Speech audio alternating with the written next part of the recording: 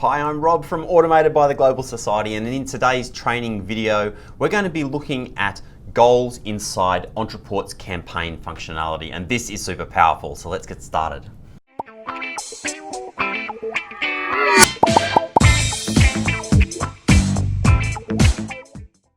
Okay, so let's get started by first signing into our Ontraport accounts, in with the username and details, and straight into our accounts. Now, in the last couple of videos where we've been talking about campaigns, we've been building out an experimental campaign right here in the experiences object. So we hit experiences and then campaigns. And this one down here, number 13, our student prep campaign, pre-departure sessions, was the one we were playing around with. So as you saw in previous videos, we've been building out different functionality here around, a record is added to this campaign, it then waits for a week, and then an email gets sent and waits another week, and then another tag gets changed, an email is sent, waiting a week. We're forking people down different paths. And we can continue to add lots of different steps down here, updating the experience. So maybe we want to update the record at this point and say that a different field type, like a status has changed. The overseas status is going to change from accepted to completed. I don't know. We can automate things like that, like updates to different fields right here in campaigns. So very powerful functionality, and the best way for you to learn this is just literally to jump in and just create a simple campaign where you use all of the different types of campaign elements that are available to you. But the one I mentioned in the last video, which is the focus of this video, is the use of goals. And goals is something that's a little bit more sophisticated, but incredibly powerful. So what am I talking about when I talk about goals? Let's have a look at this campaign. So a record is added to this, it triggers, and a record is added to this campaign. We're waiting a week. You can see down here, I've got a little nav bar, all these different steps are happening one after the other, and then we've got a fork and two different things are happening at once, this one particular record. Now let's say that we're sending an email to students, and we actually then want to keep following up with a student on a particular issue, but if they do something, then we stop following them up. So let's say a student needs to return, or needs to click on a button in a particular email. And once they do that, we don't want to follow up with them anymore. So we're sending them emails that are saying, click on this button to accept the terms and conditions. We're waiting a week. Sending them the same emails. Click on this button to accept the terms and conditions. We're waiting a week. Click on this button to accept the terms and conditions. So what we can actually do is create a goal. So our goal is for the student to click on that email, on the link in that email.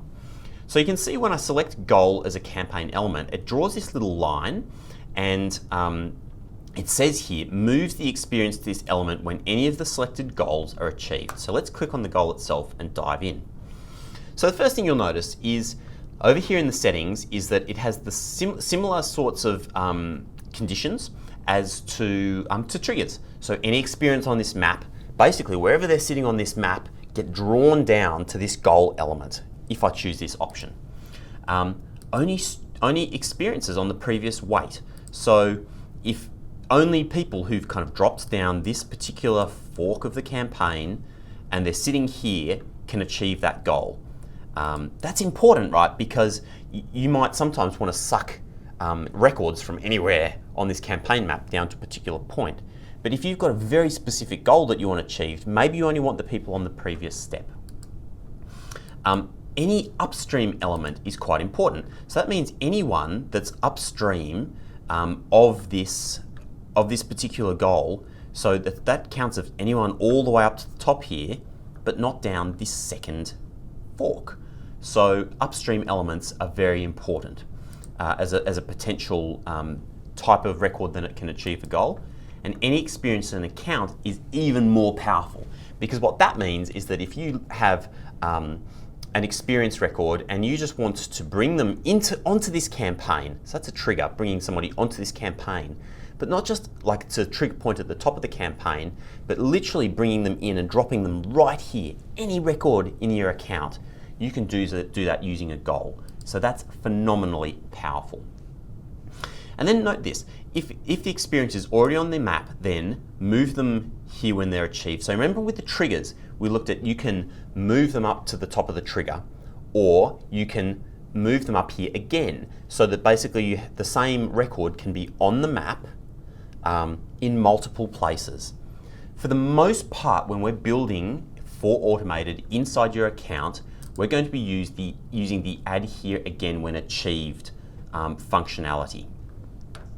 And then once again, this goal can only be activated once per experience. So why is this important? Well, once again, you don't want to pay the same scholarship twice to the same student. So by setting that this goal can only be achieved once per record, you are ensuring that you're not going to have that same record being dropped into this goal again, and you're being notified with another task, for example, to pay them again. That would not be cool. So let's say any experience on this map, and we want to just move them here when this goal is achieved, and we say done. Now let's have another look at these goals. So what are some of the things that we can use as goals? Well, firstly, a field is updated. So you remember in our trigger, when the experience status was updated to accepted, we triggered this person. Well, we can basically use any field inside that experience record to achieve a goal. So if, for example, we have a field here that's used to manage students. So let me just find one that's, so the terms and conditions is updated, and a field has a particular value. So conditions are very useful. Conditions allow us to say when the terms and conditions field is updated, and the terms and conditions field, so what it's been updated to is equal to agreed, move them to this goal. Okay, fantastic example. So let's say that we're following up a student with these emails, asking them to accept the terms and conditions. When that field is updated, we could move them down to this point, to this goal. So let's say a student brings in a physical form that they've signed with the terms and conditions, and I open up my Ontraport account, I find their record in the experiences object, and I literally go in and I tick that off as saying that they've accepted the terms and conditions. That student, wherever they're sitting on this map, will be drawn down to this point saying that they've agreed. So that goal has been achieved. But what about the students who've been sent emails and we're asking them to click on an email? Well, another option in terms of a goal is that they click on an email link. Okay, and we can select an email link. Let's see, conditions. Maybe there's not one in this particular account. So the other option is that if that student has clicked on the link, we can actually say, add a goal, clicks on a link, and in this case it's called a participation agreement, and they click on the link inside the email, and you can actually number out the link. So let's say you've got 3 buttons that they want to click on, and it's button 1, button 2, or button 3 that you want them to click on inside that message. You can specify which button, which link inside the email they actually have to click on in order to trigger this goal. Or you can put 0. If they click on any link inside that email, this goal will trigger. So let's leave it as 0 for now.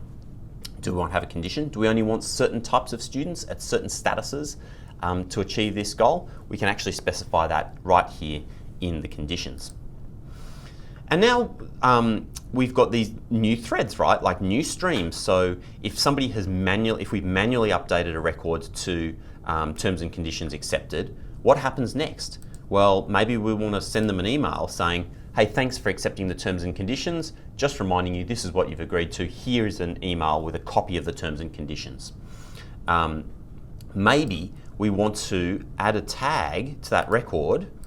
So change a tag, and we want to create a tag where we're saying terms and conditions accepted manually, or terms and conditions submitted in hard copy, so that is just a tag on the record that gives us extra information that we can use later. And similarly, like if somebody's accepted electronically, do we want to handle specific steps? Do we want to have specific actions that flow out of that? We can do all of these here. So goals are incredibly powerful. You can have goals for things that people click on, for pages that they visit, for fields that get updated, for time that elapses, for products that are purchased. Goals can be triggered off a very wide range of actions inside, or behaviors inside an account. You know, relative due dates, is a task completed? Has a form been completed? That's a good one. When a student or an experience record updates a form, you know, we're asking them to update their travel details. When they update their travel details, trigger this goal, take them off the reminders. Now let me show you this next fantastic thing, which is the actual reminder place, and that happens up here on the next wait. So a student is dropping down this campaign line. They hit this wait, and then we're waiting for that goal to be achieved. But we want to keep following them up. So what we can do is instead of waiting for forever, we wait for some time to pass. And let's say it's a week. And look what happens here. Sideways of this goal, I actually have a new thread that appears. And here I can continue to add more emails and more waits. And this is the best part of all of it, I reckon. So we're going to send them another email. We're going to wait for like another 3 days to pass. And then all you're simply going to do is, wait for it, mind blown, we're just going to loop them back around and send them the same email. And then wait another 3 days and then loop them back around. And that process of following up with a student is like, you have no work left to do. All you have to do is have them send the original email, wait 3 days, loop them back around. And literally, the system will keep following them up until they do that thing that you need them to do. And as soon as they do the thing that you need them to do, these goals are sitting, waiting, ready to take action. So the goal will trigger, it sends them an email saying thank you, it updates tags. Maybe you want to send notifications, maybe you want to trigger additional tasks. You can have literally all of these action items, send them SMS if it's really important. Create a fulfillment list, which is a report. All of these things can happen based on different goals. So goals are a phenomenally powerful part of Ontraport and of Campaign Builder. And this needs a little bit of consideration. This is where literally drawing out your campaign in something like Glyphy, which is a tool that we also train you on as part of your automated subscription, becomes very useful because you can get really excited with this. If you look over here on my map, this is already getting quite long. And you can imagine, like, if I start adding additional triggers onto this map and lots of different goals, your campaign maps can get very big very fast and you can lose track of things. So incredibly useful to have goals in there. That's it for this video. In the final video about campaigns, the final of these introductory videos of campaigns, I'm going to show you a few additional features that will help really tie up your campaigns and make sure that you're ready to publish. And yeah, then you're ready to go and start exploring. But for now, what I would love you to do is to jump into your Ontraport campaign, into the trial campaign that you are creating, and start by inserting some goals in there and experimenting, looking through the different lists of options for the goals that you can create, and experimenting and thinking about how you might use that in your own workflow.